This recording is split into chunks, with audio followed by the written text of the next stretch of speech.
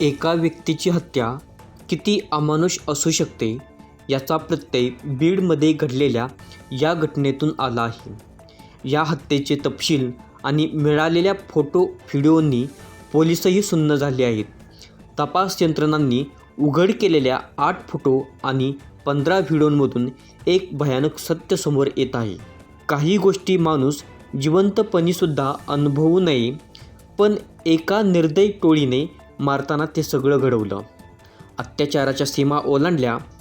प्रथम निर्घृण मारहाण, हातात पाईप, वायर, लाथाबुक्क्यांचा मार, रक्ताने माखलेले शरीर आणि त्या नराधमांची क्रूर हसण्याची तोंडं. मरणाच्या उंबरठ्यावर असताना त्याच्यावर अमानुष अत्याचार, बाप बनण्याचा नालायक खेळ. हत्या इतकीच नव्हे तर त्याचं मनधैर्यही तोडण्यासाठी त्याला अपमानास्पद वागणूक देण्यात आली. आरोपींनी त्याला जबरदस्तीने अपमानास्पद गोष्टी बोलायला लावल्या. शरीरावरच्या जखमाही पुरेशा नव्हत्या का, म्हणून त्याच्यावर लघवी करण्यासही मागे पुढे पाहिलं नाही. हत्येनंतरही नराधमांनी बाप तो बाप रहेगा असं स्टेटस ठेवलं. असे किती हैवान अजून बाहेर आहेत? या हत्येचे फोटो आणि व्हिडिओ समोर येताच संपूर्ण महाराष्ट्र हादरला आहे. माणसाच्या अंगी इतकी निर्दयता कशी असू शकते? पोलिसांचा पुढील तपास याच प्रश्नाचं उत्तर शोधतोय. या प्रकरणात आणखी काय सत्य समोर येईल?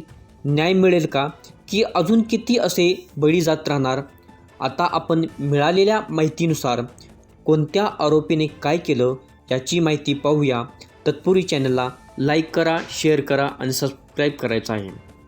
आरोपी जयराम साठे अमानुष मारहाणीचा सूत्रधार ठरला. पीडिताला निर्दयपणे मारहाण केली, कपडे जबरदस्तीने काढले आणि अपमानास्पद वागणूक दिली. मारहाणीच्या वेळी त्याच्यावर शर्ट फडफडवत हसत होता. आरोपी महेश केदार निर्गुणपणे हसत सेल्फी काढणारा व्यक्ती. जबरदस्तीने पूर्ण घटना शूट केली आणि हत्येचे व्हिडिओ काढले. मारहाण सुरू असताना तो हसत हसत सेल्फी काढत होता. प्रतीक घुले अपमानाचा कळस केला आहे. पीडित अर्धमेल्या अवस्थेत असताना त्याच्या चेहऱ्यावर लघवी केली.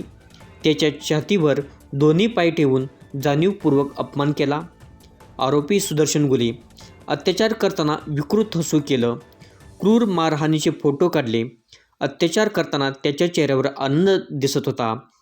पीडिताला जबरदस्तीने सर्वांचाच बाप म्हणायला भाग पाडले.